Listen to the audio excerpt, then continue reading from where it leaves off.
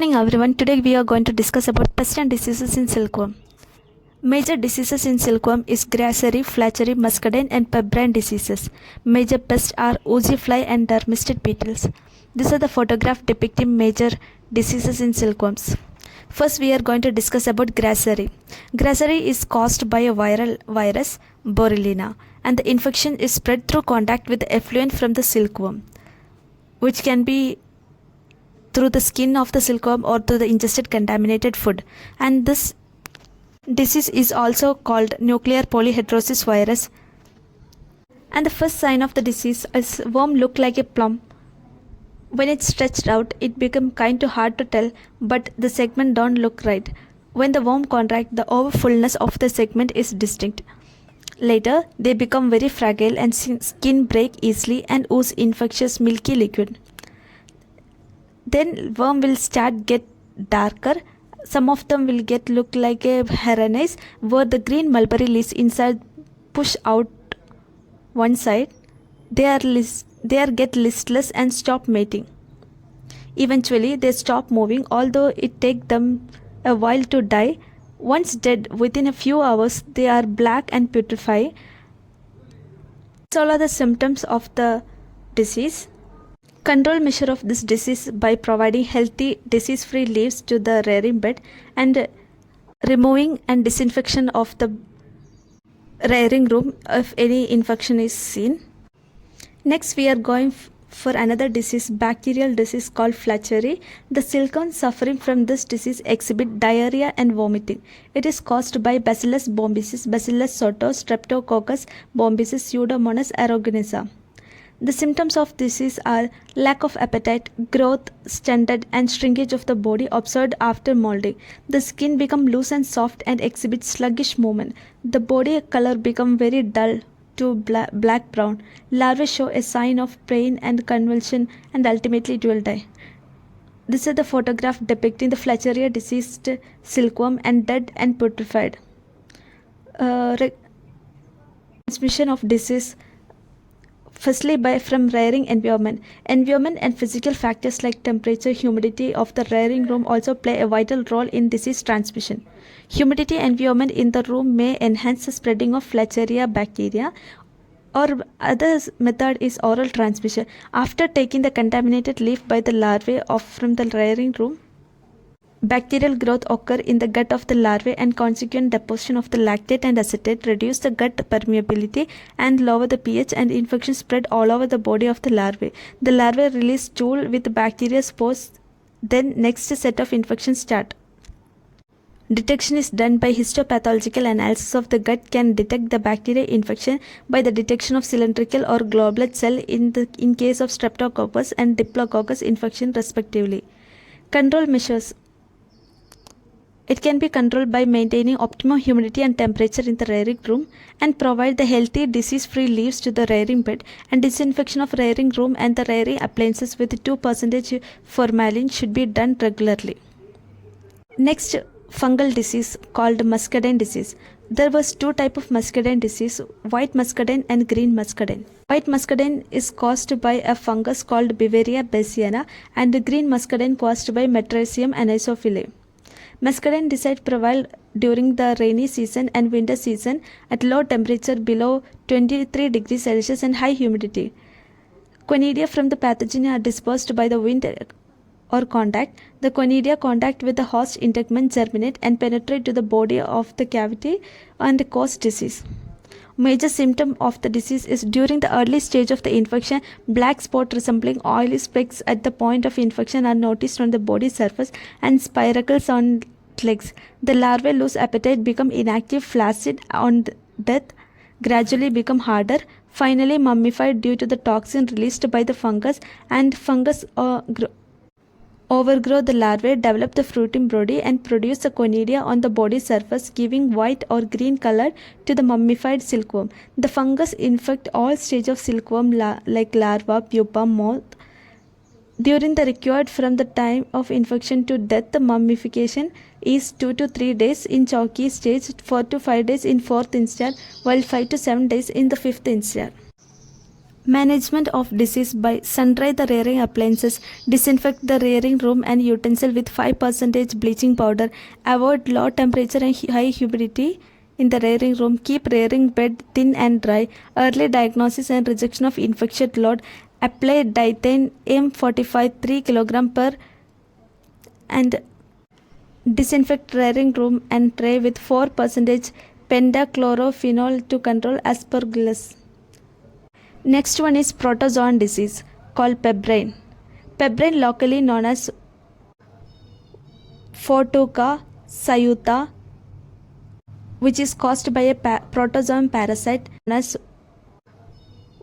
Photuca sayuta, which is caused by a protozoan parasite Nosema bombycis of the family Nosematidae. Nosema parasite invade all the tissue of the body of the embryo, larva, pupa and mouth. Diseased larvae growth, undersized body and poor appetite. Diseased larvae reveal pale and flaccid body. A tiny black spot appear on the larval integument. Dead larvae remain rubbery and do not undergo putrefaction shortly after death. These are the photos depicting the protozoan disease pebrine. These are the control measures by the microscopy. Method of preventing protozoan or any diseases in silkworm: first by diagnosis, disinfection or treatment. Diagnosis is done by air microorganism detection or silkworm body or microbial detection, which is easily and quickly. Or disinfection is done by chlorine dioxide disinfection, ozone disinfection and chemical disinfection, which is environmental safety. Treatment is done by physical treatment and chemical treatment, safe and economic and effective. And pebrine disease prevention and control is by prediction and control of oral infection, integrated pebrine management and systematic control. Now we are going to discuss about pest in silkworm. There are two major pests in silkworm: oozy fly and misted beetle. Oozy fly, Exorista bombycis, which is also known as stachnid fly.